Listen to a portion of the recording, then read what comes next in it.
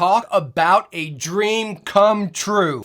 The Xtrfy M4 in wireless with the same great build, same kind of great shape. As you see, we still get that tried and true M4 shape right there, but there is something a little bit different, and that is inside your box. You get your interchangeable shell. Well, I got the one for each different color right here. You still get your keycaps as you had before. You get your cable, nice, very flexible paracord style as well. Little adapter right here, and then you get your USB dongle. If we get further into our box here, we get this screwdriver, and this is where things are gonna get juicy, guys. So you have the screw right here in the back, another one over here on the side, and one more on the left side. And now we can take our back shell off. As you see, it just slides off right like that.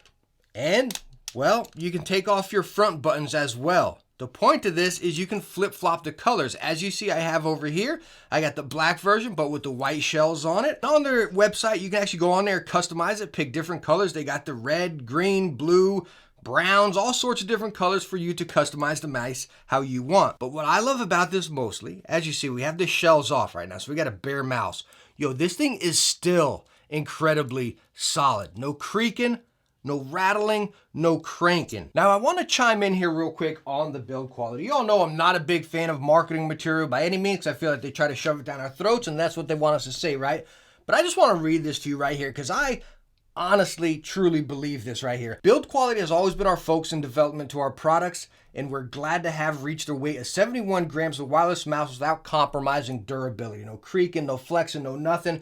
And like I just showed you guys, like no joke, even from the original M4, as I stated there, or heck, just about any Xtrfy product, they are stinking rock solid. Yo, high stinking 5. But even other than the great build right there, the difference of this with the wireless one is your back shells. You probably can't really catch it in camera too much, but they have one that kind of has a more pronounced hump and another one that's a little bit more flat. Again, it's very hard to tell on camera. The easiest way to tell when you actually get them in hand is right down here. Again, probably hard to tell. You can see that nub on the bottom is a lot shorter than the nub over here. That's how you can tell this one kind of pokes up a little bit more. It has more of a hump than a bump. Now, on a side note of the interchangeable shells right there, as you saw, we had those 3 little tiny screws right there. Xtrfy, please include 3 extra screws in the package that you get in your box right there, because those screws are quite easy to misplace. Now, the weight on the Xtrfy M4 Wireless right here is coming in at 70.4.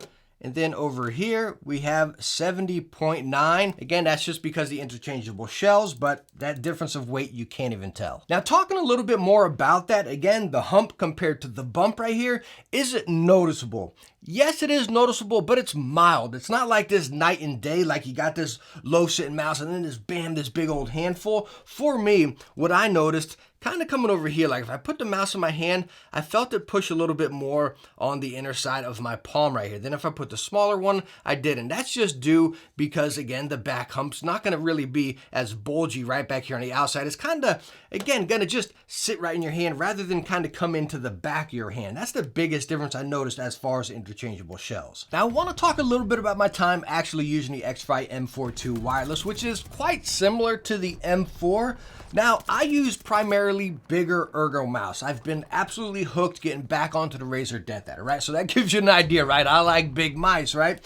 Now, coming over to the M4 as you're looking at that shape, you can see it really swoops on the inside right there, right? Now, if I flip it over, that's where you see it really dramatically, right? You see that drastic swoop over here. It kind of curves in, bam, and it humps out right on the back end. You can see it better on the black version right here.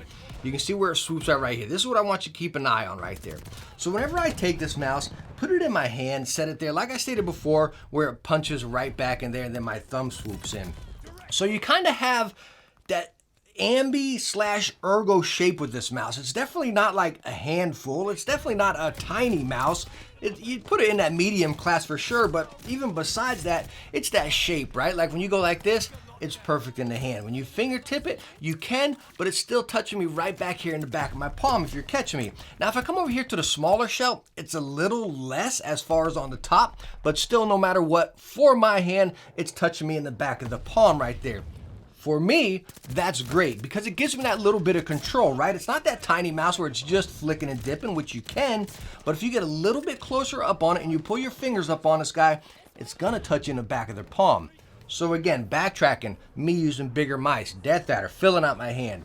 Me using this mouse, I love that because it gives me that control, right? So hopefully you're with me here. It's a little wishy-washy.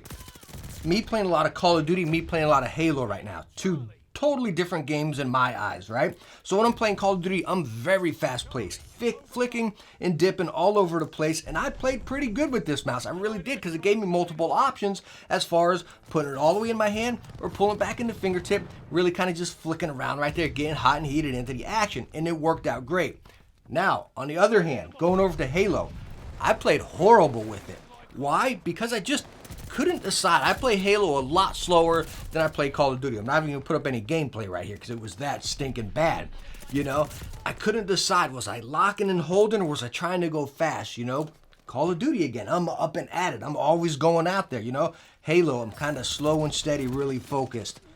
And I just couldn't do it with this mouse. So as crazy as that sounds, guys, for me, it was drastically different per game. So again, I really think it's gonna be different per person, per situation, as far as how this mouse is gonna work out for you. Now, talking more about what you get in your package, you get this little envelope right here where you can get Xtrfy sticker, a manual, and then some replacement feet. And by the way, you get this one that goes around the sensor. Out of the box, there is not a foot right around the sensor. And these feet, these PTFE feet right here, they're very nice. They glide smooth and they are rounded on the edge, which you probably can't catch in the camera, but they're nice, thick, and rounded on the edge. Other thing I want to show you is this manual here, which is really cool because this is a great thing about Xtrfy mice.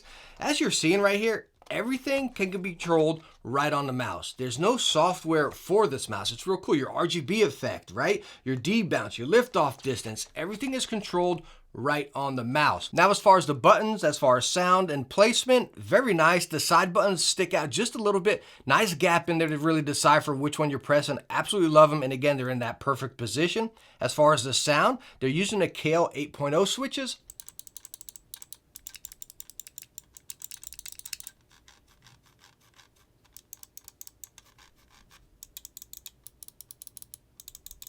Now, taking a macro look at the underside right here, you can see those feet a little bit better, nice and big, rounded off on the edges, no foot in the middle, but that is included in your packaging. This button over here is your polling rate button. Down on the bottom, you see you got a few options. You have off, you have your DPI, you have your RGB, and then you have page down. And there's a lot more you're seeing on this bottom, which we're going to talk about here shortly.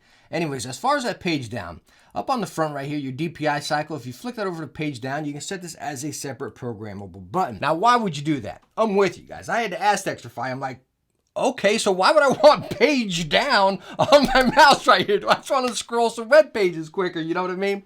And they said, obviously, once I pieced it together, right? It's not you set page down in your game for whatever you want. If you wanted a grenade toss or something like that. Me personally, if I'm holding my mouse like this, I'm going to fling back up here to press that.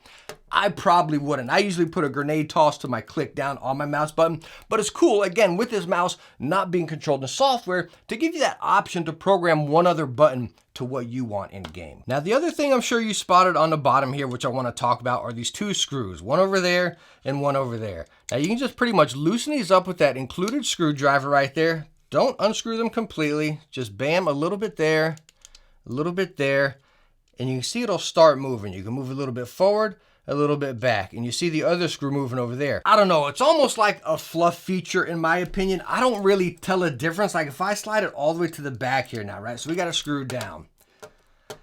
I can tell that there's weight in the back right now, but it's not like, I mean, it's mild, guys. Like it's really mild. Like put it all the way to the front. It is so minute, it's almost like, why even put it there? But I guess it's cool that it is there. It's the first time we've seen something like this. And I'm not a big fan of wasting your time reading the stuff off the website or back of the box, but here it is if you want to see it as far as sensor, yada yada, battery life and all that stuff. And yes, the mouse does charge by USB-C. As far as battery life, I never had any issues. I usually keep my RGB set pretty low. Now, if we fired it on and you see the RGB, bam, it lights up right there.